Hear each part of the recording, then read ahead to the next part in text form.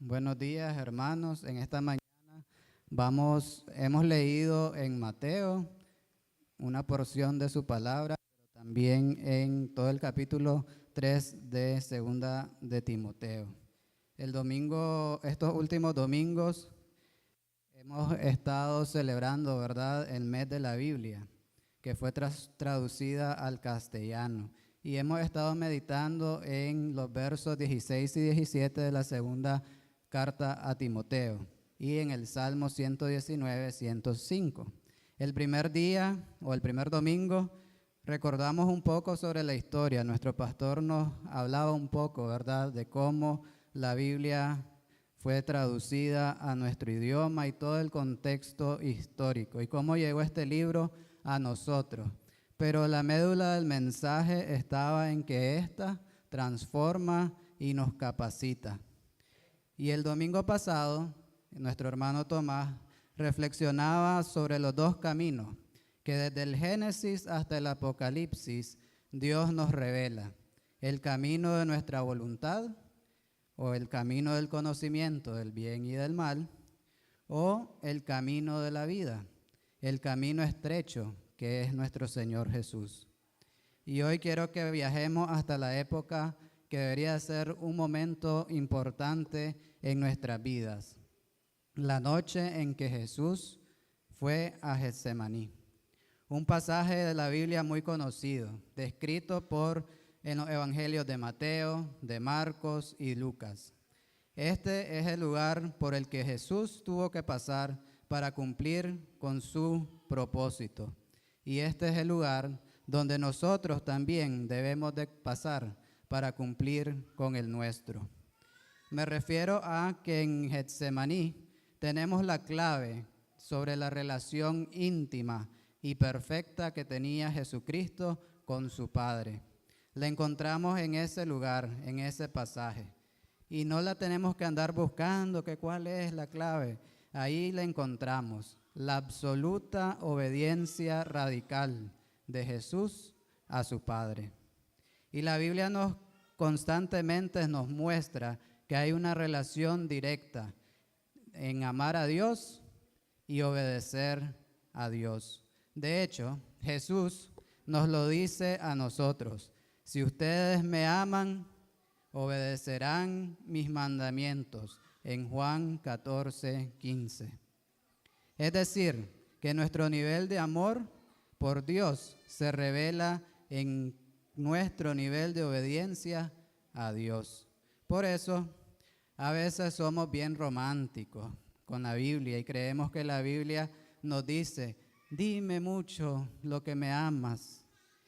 Y componemos canciones, poemas, y que me digan cuánto me amas, hacer sacrificios.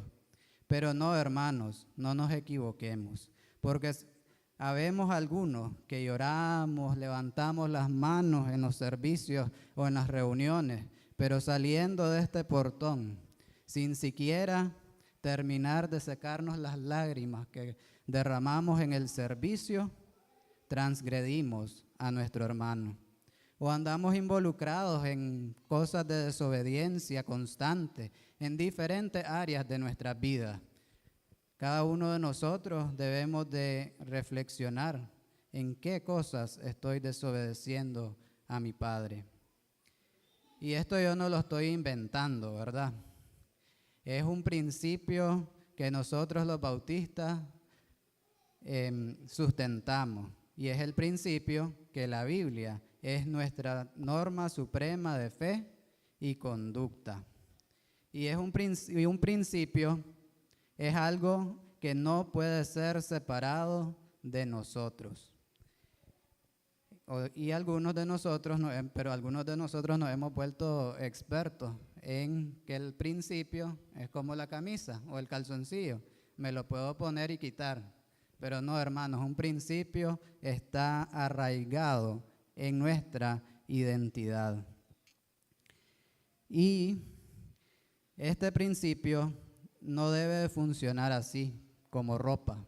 Los principios no deben de poderse quitar, así como el ser honesto. Aunque manitos y mi corazoncito vean 1000 cordobitas ahí puestos, facilitos y que no tienen dueño, y aunque me piquen las ganas y se me acelere el corazón, si yo soy honesto, no voy a tomar los 1000 córdobas.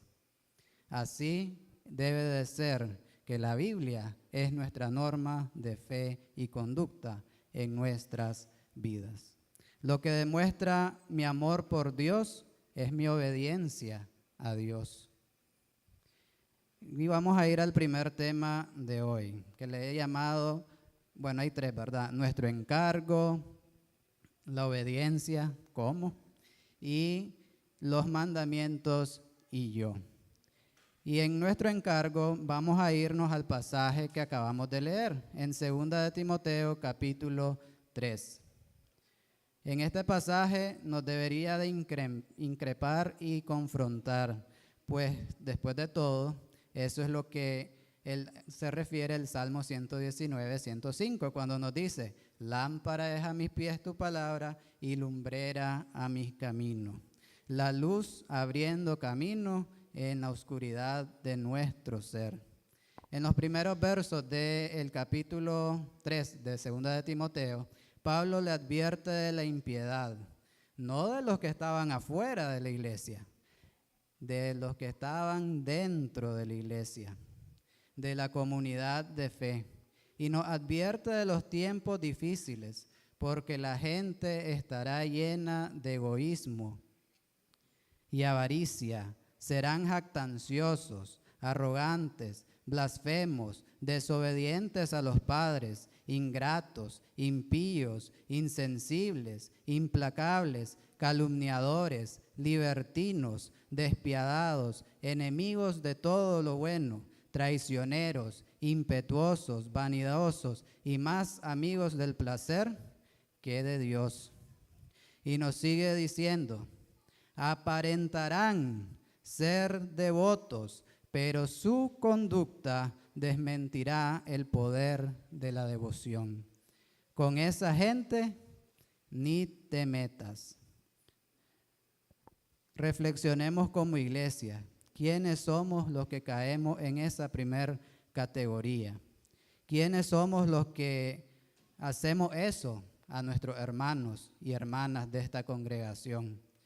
Pero Dios nos da una esperanza, pero no llegarán muy lejos, porque todo el mundo se dará cuenta de su insensatez, como pasó con aquellos 2, en el verso 9. Después de eso viene la parte que nos agrada y hasta nos hemos aprendido del capítulo, ¿verdad? Y es el consejo que le da Pablo a su discípulo, un consejo válido para nosotros también.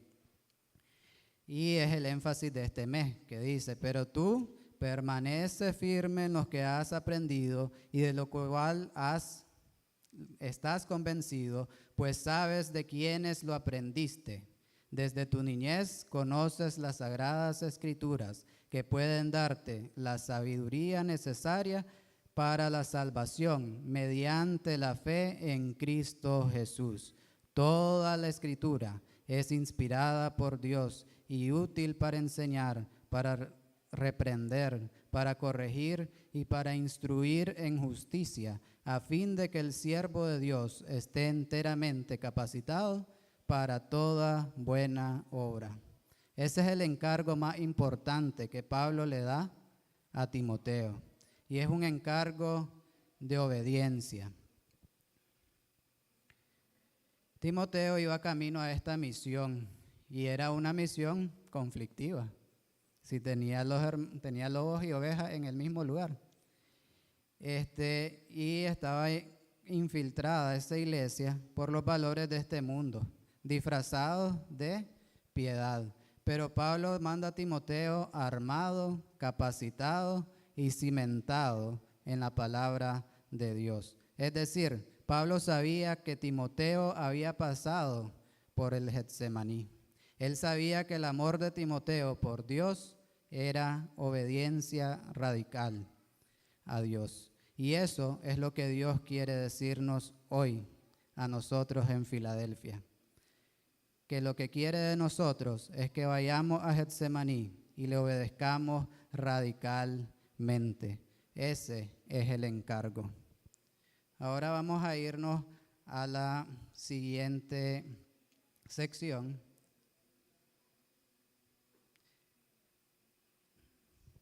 que es obediencia.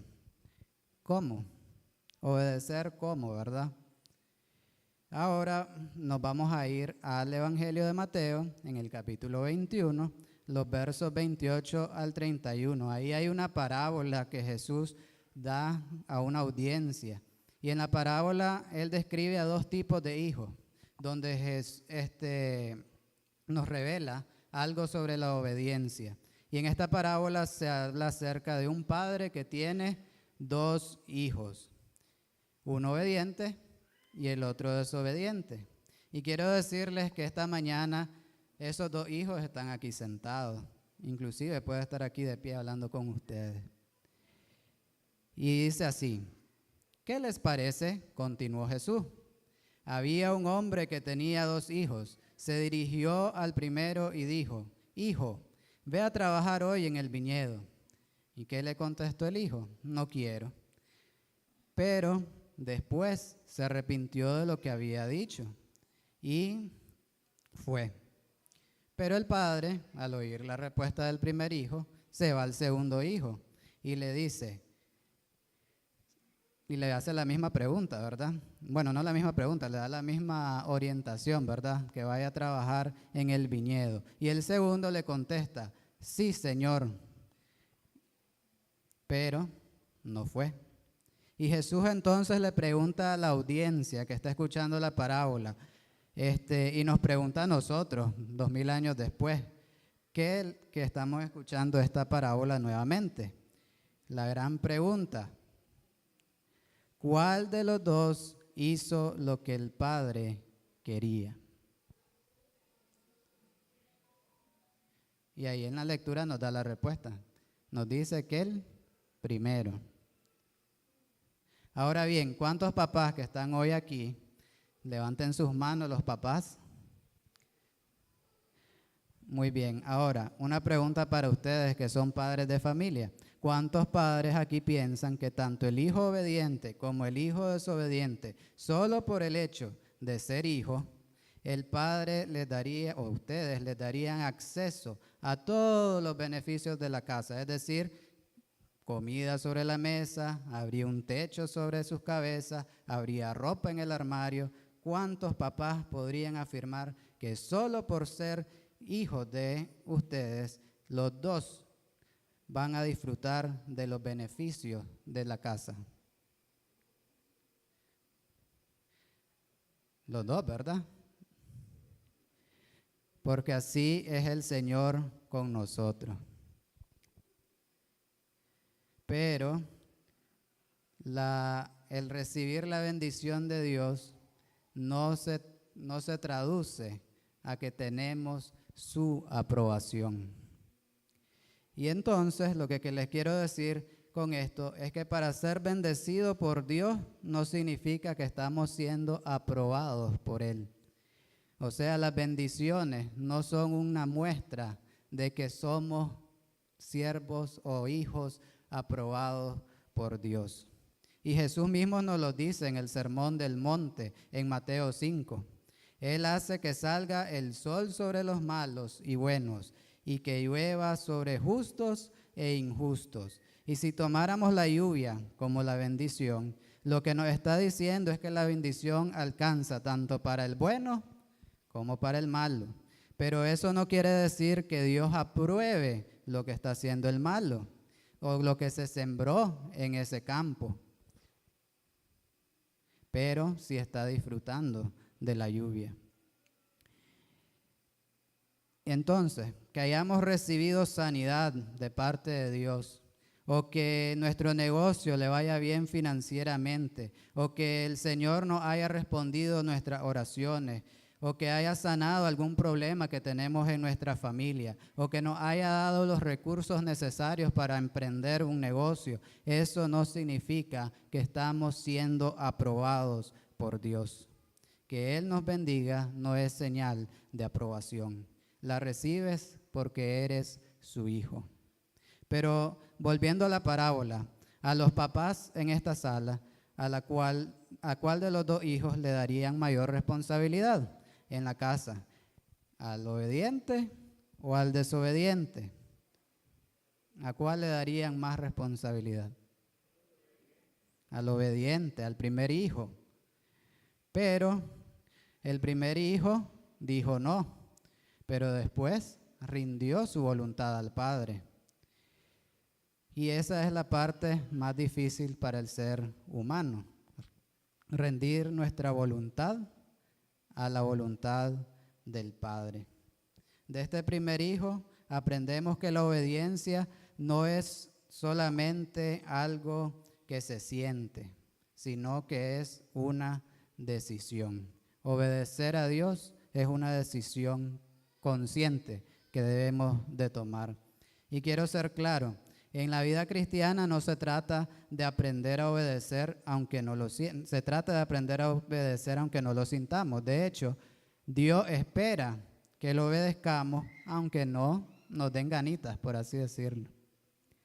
Ahora vamos a la tercera o la segunda, ya no sé. Tercera, ya voy. Los mandamientos y yo. Porque hermanos, seamos sinceros con nosotros mismos. Hay mandamientos en la Biblia que a mí no me gusta obedecer. Hay mandamientos que me dicen, perdona hasta 70 veces 7 a tu ofensor. Eso lo encontramos en Mateo 18. Pero a veces no dan ganas de obedecer ese mandamiento. En el momento en que el otro me metió el pie y yo me caí de trompa y me quebré el diente de enfrente, ¿creen que me va a dar ganas de perdonarle porque me metió la pata? No, ¿verdad? Nuestro instinto natural dice que yo le voy a meter el pie en la siguiente, si me es posible. Pero el Señor nos espera que nosotros le perdonemos. Y 70 veces 7 dice, es un perdón sin límites. Y también los mandamientos me dicen que yo viva una vida humillada. En Lucas 14, 11, perdón. A veces no tenemos las ganas de sentirnos, de ser humillados por los demás, porque es ser pisoteado por alguien más, sentirnos menos. A nadie le gusta sentirse menos que otra persona. Lo que sí nos gusta es sentirnos más que las demás personas. Y también hay un mandamiento, una lectura en la Biblia que nos dice que le debemos de dar a los pobres y ser generosos, ayudar a las viudas y a los huérfanos. Eso lo encontramos tanto en Mateo 25, del 26 al 40, como en Santiago 1, 27. Y a veces esa es otra cosa que no me gusta hacer. Si con costo tengo para mí, porque voy a ayudar a alguien más. Pero Dios espera que nosotros obedezcamos aunque no sintamos hacerlo. Y no sentirlo, pero obedecer muestra un corazón justo. Pero muchos de los que estamos aquí sentados estamos influenciados por el mundo, más que por la Escritura. Y el mundo nos ha engañado. Nos ha dicho que sigamos lo que nuestro corazón nos indique. Que hagamos nuestra voluntad. Si yo quiero ser gato, pues soy gato. Un extremo, ¿verdad? En eso hemos caído en la humanidad. Si a mí me gustan las cosas así, pues así se tienen que hacer. Esa es la vara, esa es la medida, ese es el metro. Y si el otro no llega al metro y a la medida, ahí estamos criticando. Entonces, el mundo se ha infiltrado en nuestra iglesia, porque esa es doctrina del mundo, no la doctrina del Señor. Porque la doctrina del Señor es que el someter nuestra voluntad al Padre nos da libertad. Porque el mundo y parece contradicción, ¿verdad? El ser obediente ser libre. Uno diría que el desobediente es el que tiene más libertad, pero no. El obediente al Señor es el que encuentra la libertad en el mismo Dios. Porque los que son padres, me imagino que siempre hay uno que es más desobediente que el otro. Y si, por ejemplo, vamos en un lugar que está abierto y está la calle, yo estoy seguro que al desobediente lo mantienen más cerca que al obediente. Porque ustedes saben el peligro que corre si se cruza la calle. Mientras que el obediente, yo sé que le digo, el carro se viene para acá. El desobediente no, sigue en su camino y se muere. Así es el Señor con nosotros. A los desobedientes es a los que tiene más cerca, porque sabe que están en peligro de muerte. Y el mundo nos ha metido eso, que hacer nuestra voluntad es lo mejor y es la manera de vivir. Hasta las películas de niños lo fomentan. No sé si han visto Frozen. El canto principal de Frozen habla acerca de eso. Que hacer yo mi voluntad y vivir mi vida. Que me desprenda de lo que dicen los demás y viva lo que yo digo. Y entonces la palabra nos dice en Jeremías 17:9, nos dice: engañoso es el corazón más que todas las cosas y perverso. ¿Quién lo conocerá? Decir, nuestro corazón no es de fiarse, mientras que el mundo dice, fíense de su corazón, hagan lo que ustedes sienten, vivan conforme a lo que ustedes quieren. Pero Dios nos dice que no nos confiemos de nuestro corazón. Y entonces, si no me puedo confiar de mi corazón, de mi instinto, ¿en quién tengo que confiar? Pues necesitamos un corazón más confiable que el de nosotros. Y ese es el corazón de nuestro Padre. ¿Y dónde lo encontramos? Pues en su palabra. Aquí está la voluntad, bueno, esta es bien grandota, pero aquí está la voluntad del Padre. Y eso parece una contradicción, ¿verdad? Una contradicción porque se nos ha dicho en este tiempo que obedecer una autoridad es ser esclavo de esa autoridad. Pero en la Biblia se nos dice que obedecer a la autoridad de Dios es nuestra verdadera libertad. Nuestra libertad se encuentra en la obediencia a Dios. Ser obedientes a Dios nos da libertad. Y es la analogía que les decía, del que está más cerca y el que está más largo. Si somos obedientes, vamos a ser libres. Como los perritos, pues no les estoy diciendo que ustedes sean perros, pero a los perros que son necios los mantenemos con mecha corta. Y a los que son más calmos y sé que lo puedo jalar en el momento, les dejo la cuerda más suelta. Así nos trata el Señor, porque corre peligro de muerte. Entonces, esa es la libertad que el Señor nos da. Por eso somos libres en su autoridad y en su soberanía, porque estamos siendo obedientes a Él y tenemos más espacio, porque sabemos que si el Señor nos dice no es por ahí, vamos a hacer caso. Pero si no somos ovejas y somos cabros, entonces si me dice el Señor no es por ahí, pero es que por ahí yo quiero, es que ese es el trabajo que yo quiero, es que ese es el negocio, el nicho que yo quiero, entonces nos va mal. Y esa es la libertad que el Señor nos da a cada uno de nosotros. Escuchar su voz es importante. También Jesús lo dice en otra parábola. Mis ovejas saben quién es su pastor. ¿Qué quiere decir? Que los que sabemos y conocemos del Señor, vamos a reconocer al Señor donde quiera que esté. Y entonces el segundo hijo puso su voluntad por delante de la voluntad del Padre. Y hizo exactamente lo que describe Pablo a Timoteo. El sí, Señor, fue una careta. Sí, Señor, le dijo a su papá, yo voy. Pero no fue. Fue una pantalla de humo. Y a veces eso es lo que describe Pablo. Hay hermanos que van a hacer una pantalla de humo. Y le dijo todavía, ¿verdad? Digamos, pues pensemos la relación que tenía el papá con estos hijos.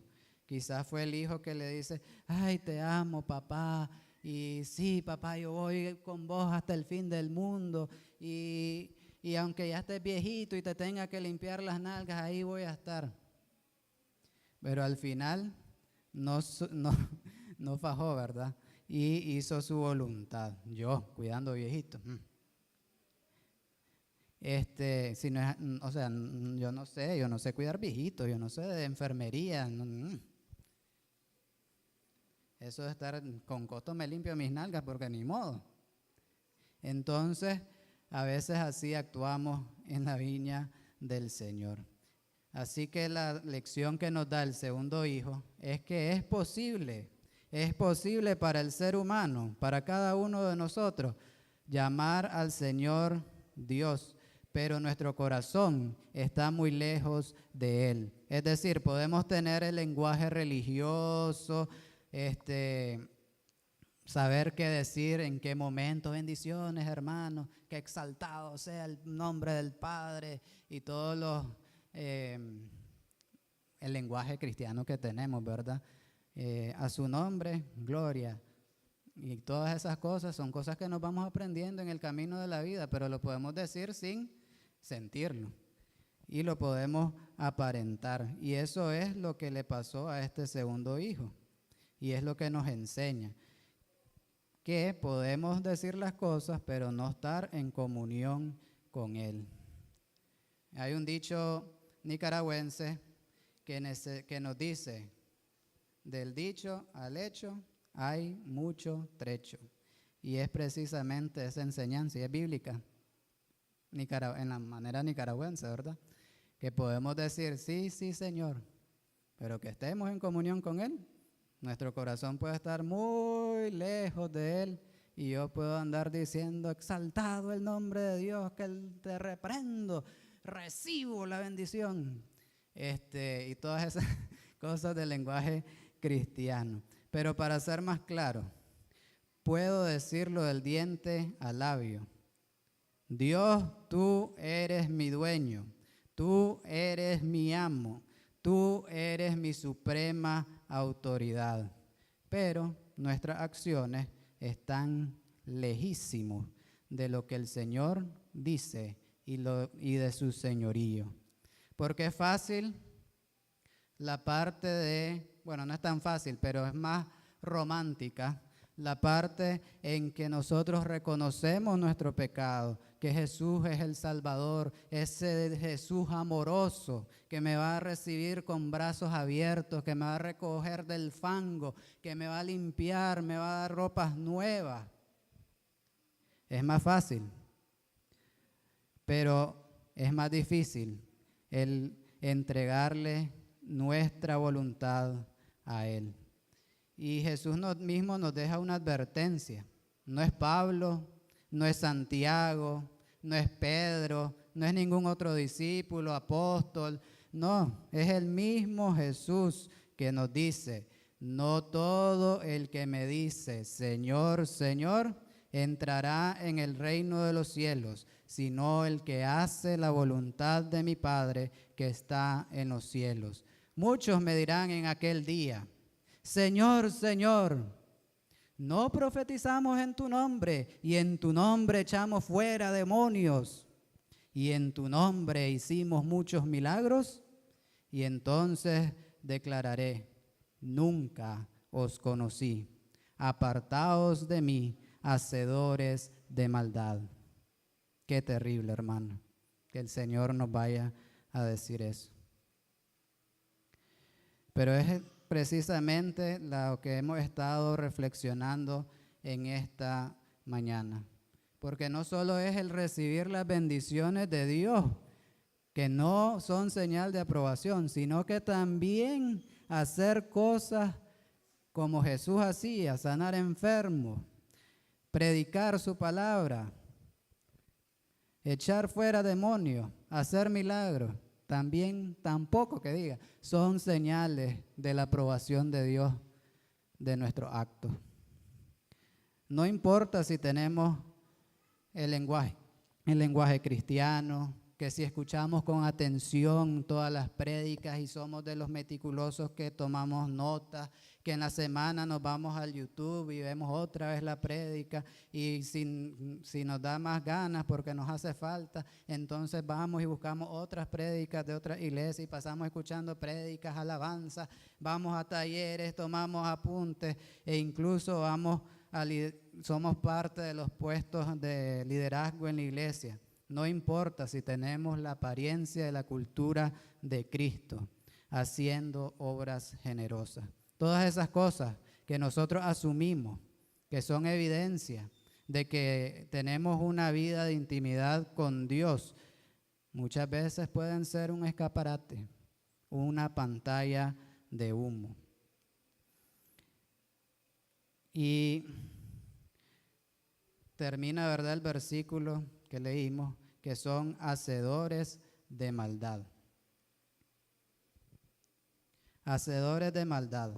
Y la traducción es el que vive sin ley. Eso es un hacedor de maldad.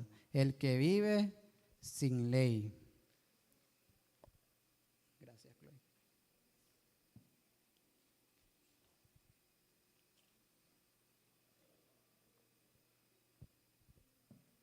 ¿Y cuál es esa ley, hermano?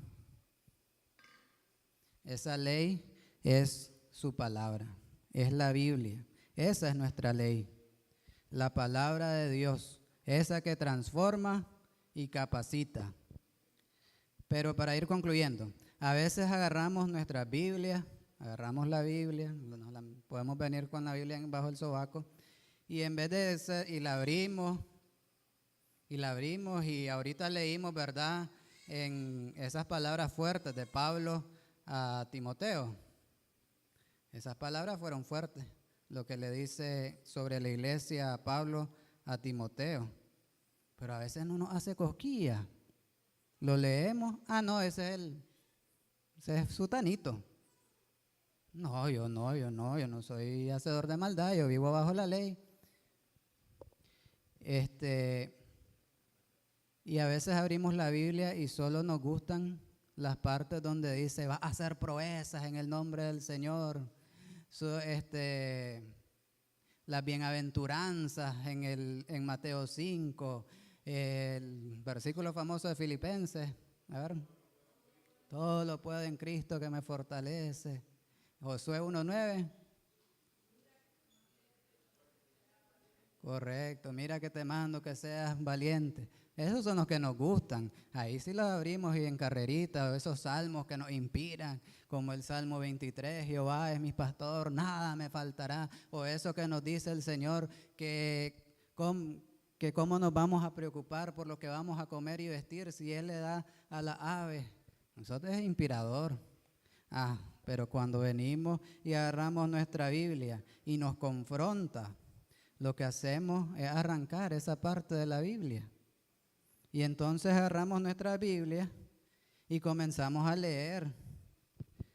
Dice en Mateo 18:22, perdona al que te ofende si alguien te ha hecho un mal, perdónalo sin límites. El versículo dice, ¿verdad? Jesús le dijo, no te digo hasta 7, sino aún hasta 70 veces 7. Y entonces comenzamos a negociar con Dios. Y le decimos, pero es que vos no conoces a la fulana. Sí, eso, la grande, esa fulana, ya es como la 5ª vez que me hace lo mismo. Vos estás loco, Señor. ¿Cómo vas a creer que yo voy a perdonar a esta mujer que me lo ha hecho 5 veces? 5 veces. No, hombre, eso de sin límites. No, nada de eso de sin límites. No, nos vamos. Espérenme que ya desbaraté el pobre cuaderno.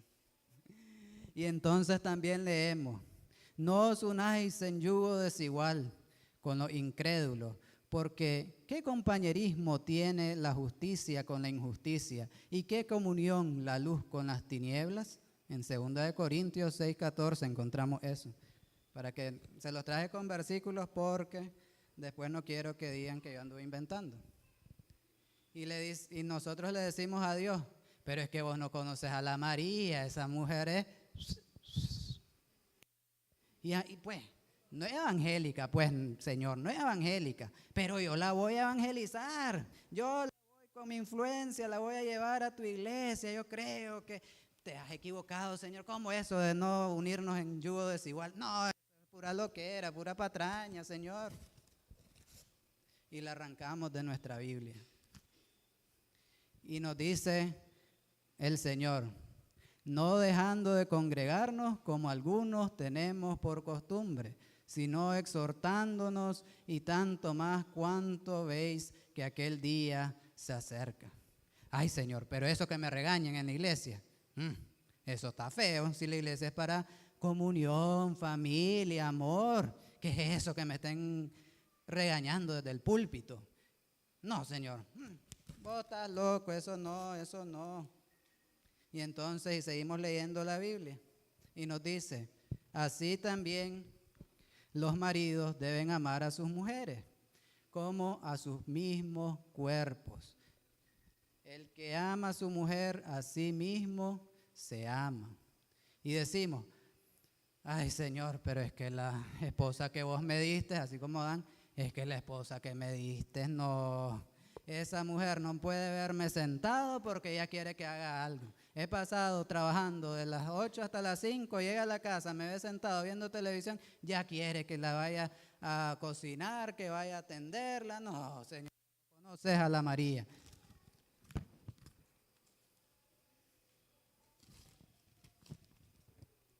Y así vamos, hermanos. Y hay uno muy controversial.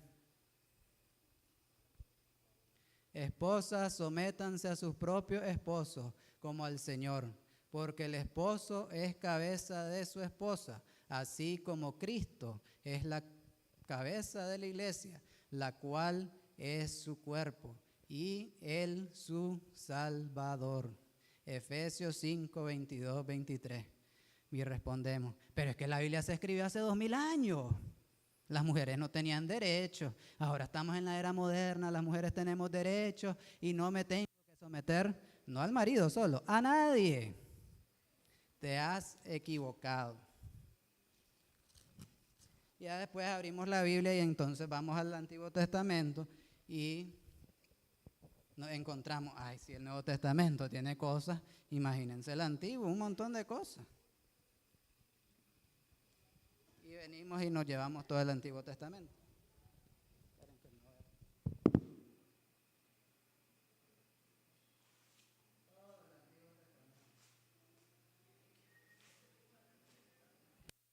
¿Para qué el Antiguo Testamento? Todo está en el Nuevo, menos las cosas que ya quité. Y así nosotros hacemos de la ley una ley cooptada, a la medida de cada uno de nosotros. Esa es la Biblia que leemos. La Biblia, lo que queda, ¿verdad? De lo que nosotros creemos que es la palabra de Dios. Y así dirigimos nuestra vida. Y hasta ahí llega el principio de que la Biblia es nuestra norma suprema de fe y conducta. A una Biblia sin páginas. Al diseño y a la medida. Así como nos hacemos los trajes a la medida, así hacemos la palabra del Señor. Y entonces, este libro, que es la ley del Señor, que es la voluntad de Dios, este libro ya no es la voluntad de Dios cuando le sacamos todas las hojas y las partes que no nos agradan. Ya es nuestra voluntad. Bueno, en esta mañana, ¿verdad? Usé un cuaderno por las susceptibilidades de algunos, pero si a usted le ofendió que este simbolismo de la Biblia le haya yo arrancado las páginas, para el Señor es más ofensivo, hermano, que usted arranque las palabras del Señor de su corazón. Eso le duele más al Señor. La Biblia es un libro que se puede volver a imprimir, pero el arrancarlo de nuestros corazones, de donde el Señor lo marcó y lo selló en nuestras vidas, eso es aún más doloroso para el Señor. Y muchas veces es lo que nosotros hacemos. Ese dolor que usted sintió ahorita, que yo le estaba arrancando las hojas del cuaderno, ese dolor es el que siente el Señor cuando nosotros arrancamos su palabra de nuestras vidas. Cuando vivimos como hacedores de maldad, es decir, ¿cómo era la traducción de hacedores de maldad, hermano? Vivir sin ley. Eso es lo que hacemos algunos de nosotros, muchos de nosotros lamentablemente. Vivimos sin la ley. Agarramos la ley y la ajustamos a lo que me conviene. Y por eso el Señor esta mañana nos llama a que nosotros vayamos a Getsemaní. En Getsemaní, Jesús, siendo 100% Dios, ¿verdad? Y 100% humano, en su humanidad, ¿qué dijo el Señor? Pasa de mí esta copa. Y esa situación, cada uno de nosotros, hermanos, pasamos por esa situación. Y le pedimos al Señor, no, Señor, no me hagas beber de esa copa. Pero así como Jesús tuvo que llorar sangre, así de doloroso es cuando nosotros rendimos nuestra voluntad a la voluntad del Padre. Y eso es lo que esta mañana, el reto que cada uno de nosotros tenemos, rendir nuestra voluntad a la voluntad del Padre. Bonito es Jesús, el amoroso, el que me saca, el que me viste, pero difícil es alinear nuestra voluntad a la voluntad del Padre. ¿Y cómo podemos hacerlo? A través de la Biblia, a través de su palabra, pero sin estar sacándole como las... Yo soy uno, cuando como, a mí no me gusta mucho la cebolla o la chiltoma cocida. Ahí estoy yo sacando, me dan un plato pues con pollo con verduras, digamos. Ahí estoy yo sacándole. Así nos ponemos a veces, hermanos, con la Biblia. Vamos sacando y sacando. Pero Dios lo que requiere es la obediencia radical que tuvo Jesús en Getsemaní. Esa obediencia radical es la que quiere de nosotros. Porque, hermanos, vivir, obedecer a media, si me dicen anda para allá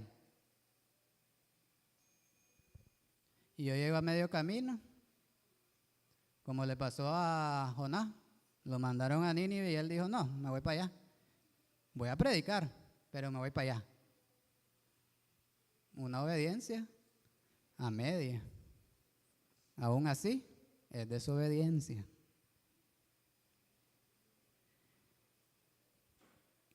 Tampoco es el postergar la obediencia, también es desobediencia. El Señor me dice que el martes a las 7 aquí en el templo y yo llego 3 martes después a las 7 aquí en el templo, es desobediencia.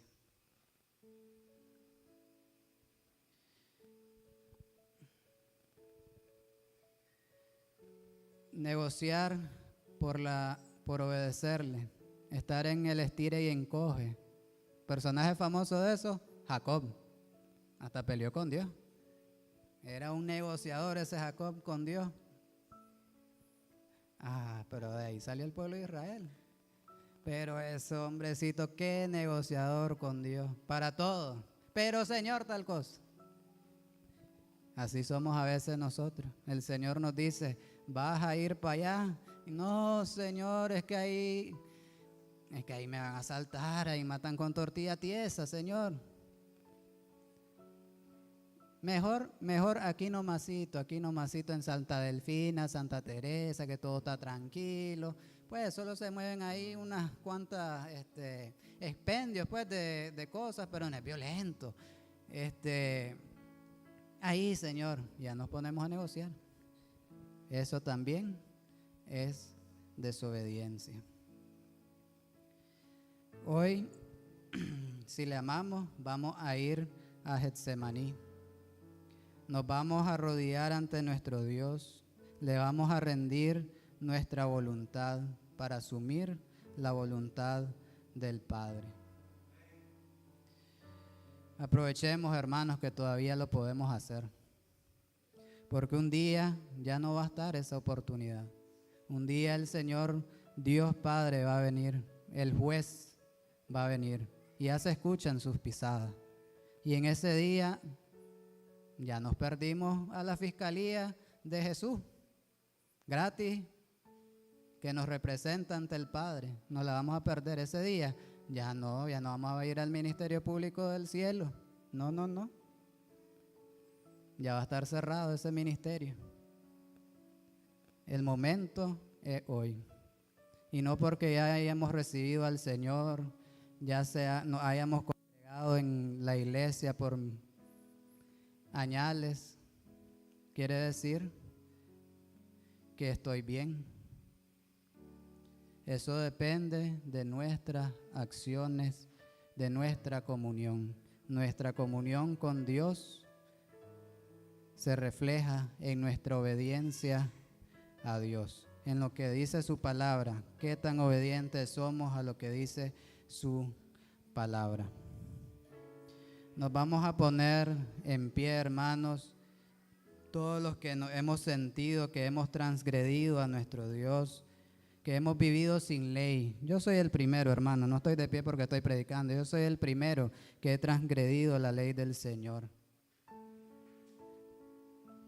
Porque hay un montón de cosas acá en la palabra del Señor, un montón de cosas que luchan contra lo que yo soy, contra lo que yo creo, contra lo que me enseñaron en la escuela, lo que he aprendido, lo que he leído, lo que he sentido, cómo me han tratado, toda la experiencia de vida me han hecho transgredir la ley del Señor. Porque muchas veces he hecho mi voluntad.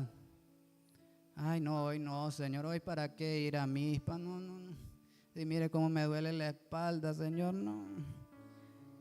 Y a veces, ay, no, Señor, si va a llover, fuego es lo que va a llover, pero nosotros inventamos la excusa, va a llover, Señor. Oremos. Señor, perdóname por haber transgredido tu ley. No voy a jugar más con tu palabra. Voy a romper en mi corazón y voy a poner tu corazón en mi vida. Quiero, Señor, ser amante de tu ley. Quiero obedecerte desde hoy y para siempre. Porque tú, Señor, eres mi Dios, mi Señor, mi Salvador. Amén. Entonces, hermanos, amémonos viviendo la palabra de Dios. Quedémonos de pie, hermano. Vamos a terminar.